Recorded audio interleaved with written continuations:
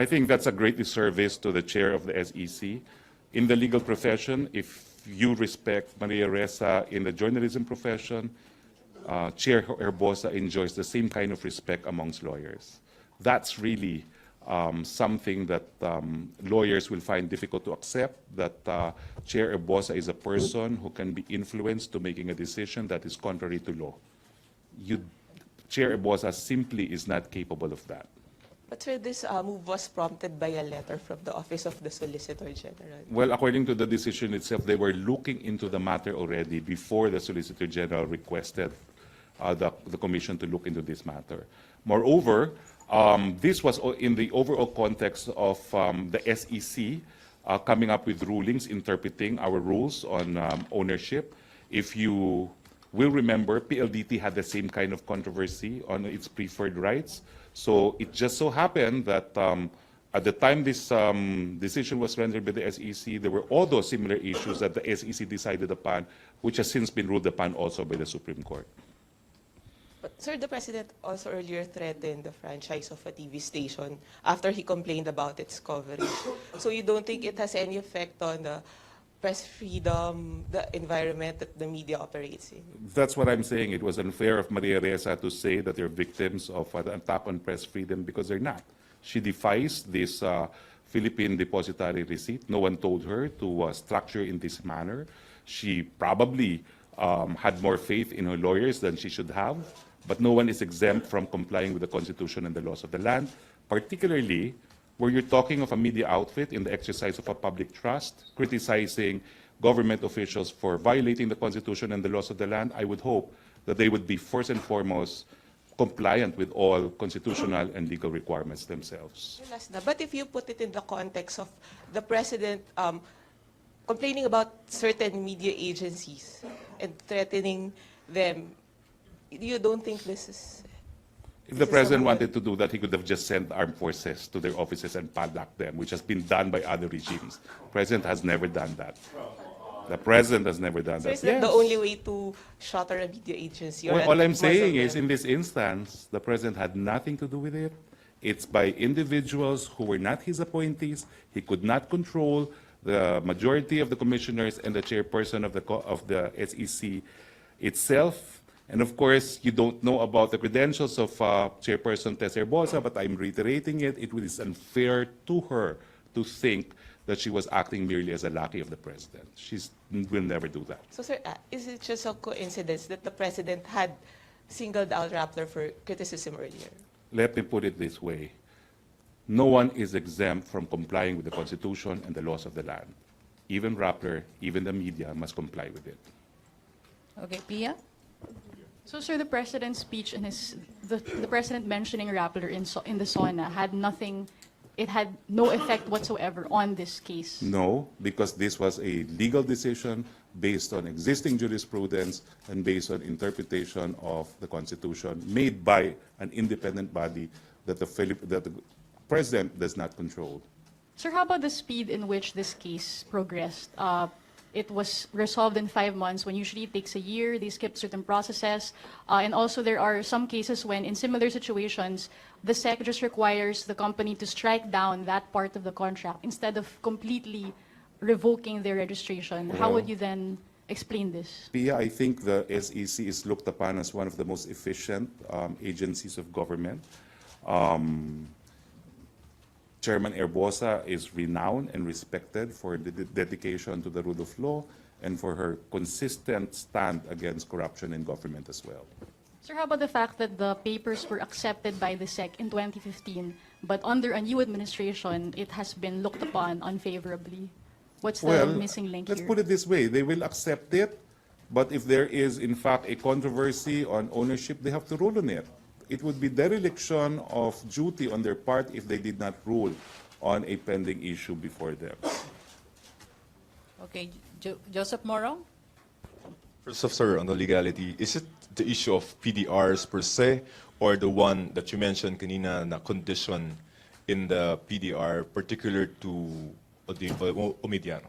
Well, the decision was the PDR was part of an elaborate scheme to circumvent the constitutional prohibition on foreign ownership of media, because through the PDR, And, Rappler was not the only one that has issued PDRs. No, others have, but this is unusual because this PDR gave negative control to the foreign investor, in the sense that 2/3 of the PDR holders needed to consent before they could amend the articles and bylaws of Rappler. And kanina nga, sinabi ko, Filipino corporations that intend to sell all or substantially all of their assets need to have 2/3 vote of all stockholders. No? So it's similar to that kind of a control exercised by stockholders. So that's why the court said this is a circumvention of the prohibition, even if, without a doubt, the shareholders are Filipinos.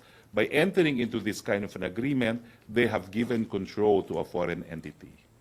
Okay, follow up? And that is relevant because vis-a-vis the 100% media ownership provision in the Constitution.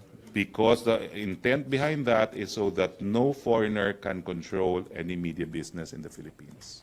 Do you think that the SEC was a little more liberal, no pun intended, in the interpretation of what control is? No, this is according to an established jurisprudence. No, I have the name of the jurisprudence. I was going to give you copies of this jurisprudence. No, but let me see. But there is Tobacco ba established yan? jurisprudence Ay, here media. already, and it is the case of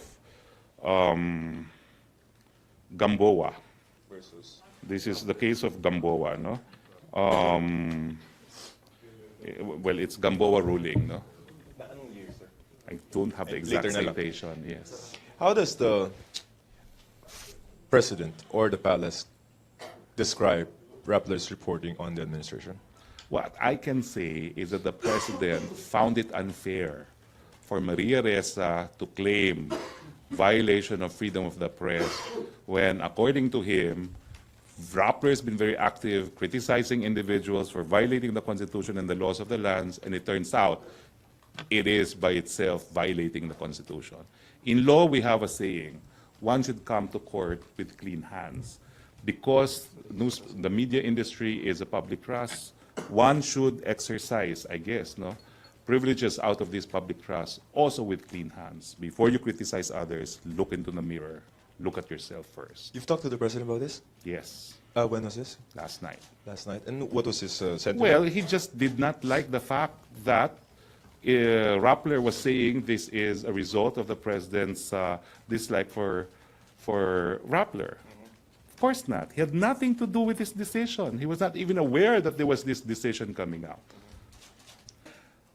I issued yesterday a statement on the decision of the SEC on Rappler in reply to the press conference conducted by executives of Rappler.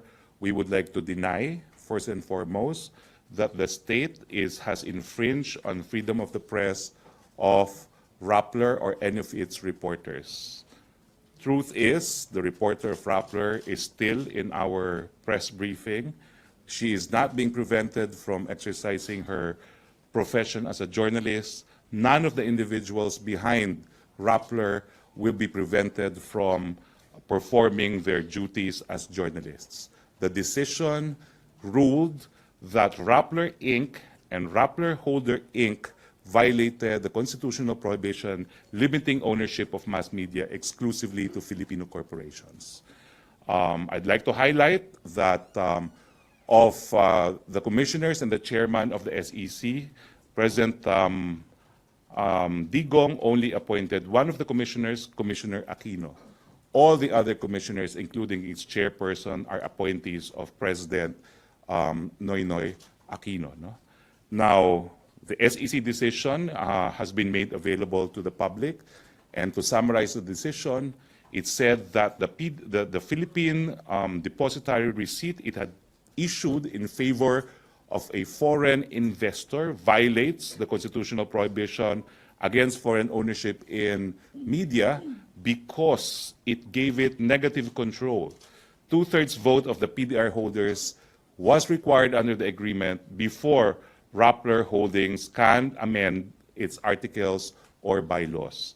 You see, under the corporation code for existing corporations under the Philippines, before you can, for instance, sell any and all or substantially all of the assets of the corporations, a 2/3 votes is required.